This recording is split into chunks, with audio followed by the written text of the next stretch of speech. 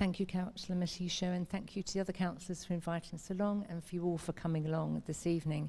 So I am Sally Chacatté. I'm the founder of W4 Youth, and I'm the CEO, the fundraiser, the programme manager, and everything else that goes with it. So we set up about 15 years ago. Really interesting points that have been raised this evening. We're based out of Southfield Recreation Ground. We have young people coming from Hounslow Borough and Ealing Borough.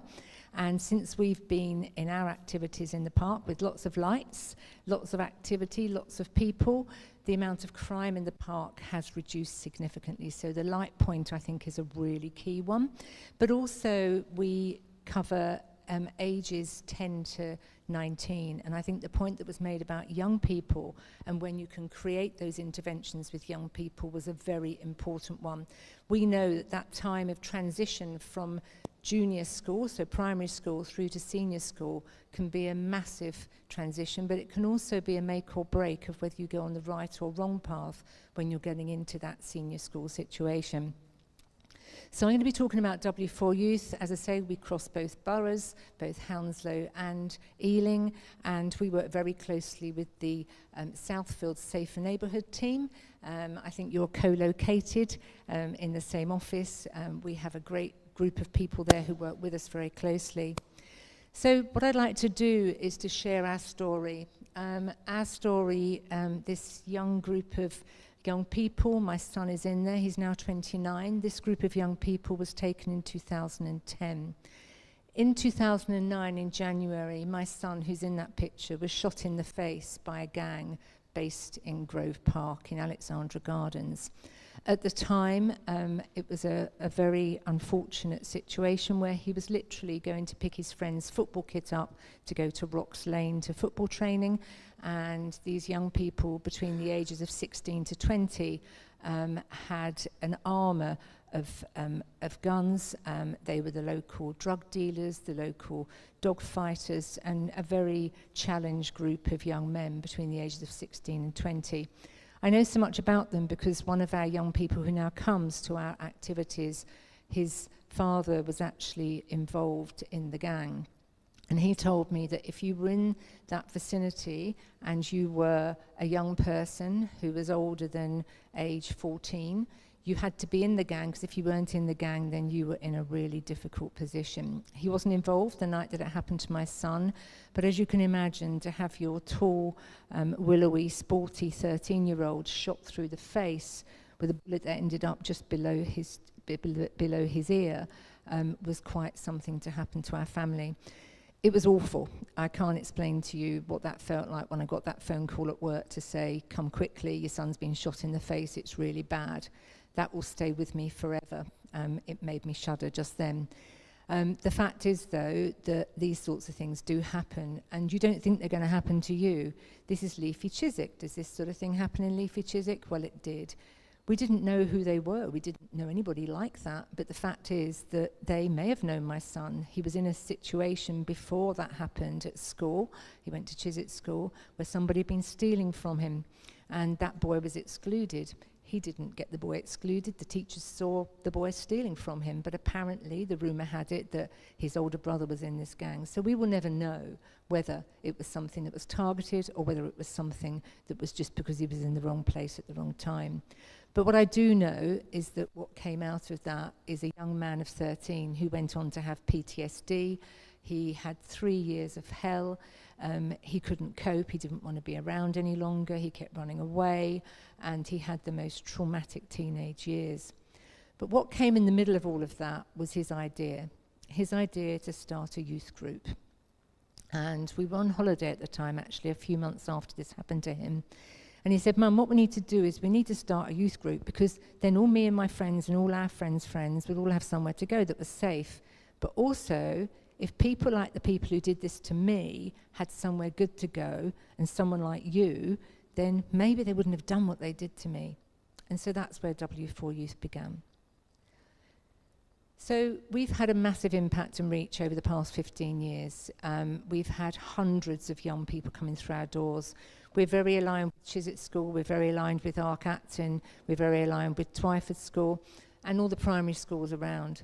And we've had over 6,000 attendances at our clubs this year. We run activities 4 nights a week. We're currently based in Southfield Recreation Ground in 2 porta cabins that have been donated to us, and we use the church hall over in St Peter's Church Hall on Southfield Road. We can only serve a fraction of the community that need our activities, and at the moment we're looking to build a community centre in Southfield Recreation Ground.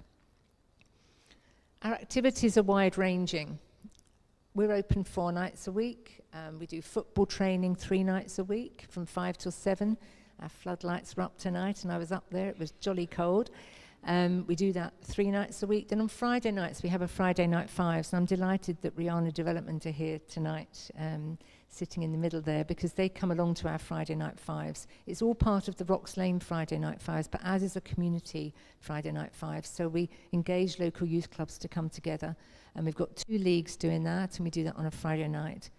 We also have arts, so we have street dance and musical theatre. We run that in the church hall, and we use an organisation called Ghost Dance for our musical theatre and street dance, and we use an organisation called Lula Sports for our sports coaches. So we've got a really full range of activities, and it's really important that we engage young people from age 10, in my view. It's age 10 when they start to actually learn about bigger things that are going on in life. And if you can catch these young people at age 9, 10, as you were saying earlier, then that's the time to catch them to come through activities. Just tonight, we had a young man come along and another young man come along who apparently has been excluded from school for potentially holding some form of weapon. These young people are in year 7. So this is what's going on in our community, our society. That was what happened this evening, and the fact is that we don't take what goes on outside of W4 Youth into W4 Youth. Both children are welcome, but the fact is that these sorts of things are happening at very young ages. One of our young men was apparently being groomed by a gang from Southampton. At age 8, he was being given weed, and he was being given the wrong direction to take. We've managed to grab hold of him. He's now coming through our system, and thankfully he's on a really good path. He's moved schools, he's moved home, but he still comes to us a number of nights a week. So it really is important that young people are engaged from a very young age in activities with organisations like Rihanna Development, like us, like other youth providers, to actually give them something in addition to school, in addition to what they do outside, to give them the right path in the future. So these were a few of our young people, and in terms of activities, I've talked about them. In terms of the young people, I've just got a couple of testimonials to share with you. One of our young coaches was actually in a gang, and he came to us when we first started in the park a couple of years ago. We used to be in St Peter's Church Hall all the time, but a couple of years ago we got our porta cabins. And he came to us and he said, look, I'm in a lot of trouble, I want to get out of it, and I need an organisation to help me get out of it. He is now one of our coaches, and it was really interesting. The Safer Neighbourhoods team were actually down with us in the park a couple of weeks ago, and one of them said to me, cool, I know him. I've had to raise his family's house a couple of times. And I said, yes, but he's not on that path anymore. And I then got them talking, and it's just a delight to see this young coach working with us. He's totally out of trouble, and he's now working with us 4 nights a week. Another young man who's on that picture, one of those pictures, his dad had a tragic accident and fatal accident last year and passed away. His mum was so worried about him because his mental health was really in a difficult place. He wouldn't come out of his room, he would only look at his phone screen, and he would not do anything. He then heard about W4 Youth. He came along, started coming to football. He wasn't a very good footballer. He's now one of our star players, having been with us for 2 years. And he's about to start our Train the Trainer programme, which is a new programme we're starting in January, to actually give young people the opportunity to become coaches with us in the future and with our partner organisations. Another story of one of our young people who's in a totally different part of the community. We have young people from every part of the community.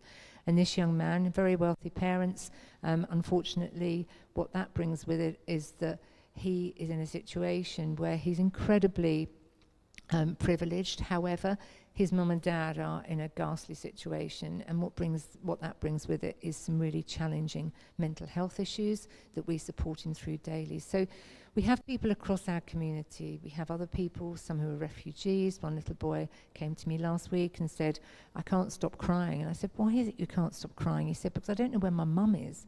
And apparently his mother, who had come to the UK with them, has now left the UK. He doesn't know where she is, and he only speaks to her once a week on FaceTime. And now we understand why he's feeling the way he's feeling, and we're working with him to manage his emotions. So just a few examples of some of the young people working with, and I know that Rihanna Development will have similar cases. There are cases across our community of young people needing support, and that's what we're there to do. So we've got a number of great partnerships. We're very closely partnered with Rocks Lane. Rocks Lane run our Friday Night Fives with us. We're also putting a bid in to the Football Foundation to create it's not a 4G pitch apparently, it's a 3G pitch. It shows what I know about pitches, but there is a 3G pitch application going into the Football Foundation so that for the park in Southfield Recreation Ground, we have a new 3G pitch that will be floodlit, and we'll also have a basketball key there as well. And that will be run by us and Rocks Lane if it goes through the bid stage, gets planning permission and is built. They're also working with us on our community centre. Rocks Lane have partnered with us to support us to raise the funds, to actually get it through the planning process, and once we've built it, they will work with us to actually run the community centre. For us, it's all about integrating young people into the community. Our youth model is not just about having young people together, it's having young people and engaging them in the community. So our long-term plan is a community centre where our young people come together with every part of our community, children, babies, old people, everybody in the same centre. As I say, we have partnerships with the people who provide our coaches, Ghost Dance, Luda Sports. Young Ealing Foundation's a wonderful organisation in the same way as in Hounslow. There are fantastic organisations that bring not-for-profit organisations together, community organisations doing youth work together. And also we obviously rely on our funding and grant-making trusts to provide us with our vital funds. And obviously our community supporting us with volunteering and donations. Thank you for your time and listening to us. We'd love to hear from people who'd like to support us, whether that be with young people coming to our activities, whether that be organisations to partner with us over the work that we're doing, or whether it be that people are interested in volunteering with us. If you'd like to contact us, the best place to go is to our website, and the address is there, w4youthorg.org.uk. Follow us on social media, or actually I'll be here for a little while to answer any questions. There are so many wonderful organisations doing the type of work we do, and we can only do that with the support of the community and the residents in the boroughs in which we live. So thank you all.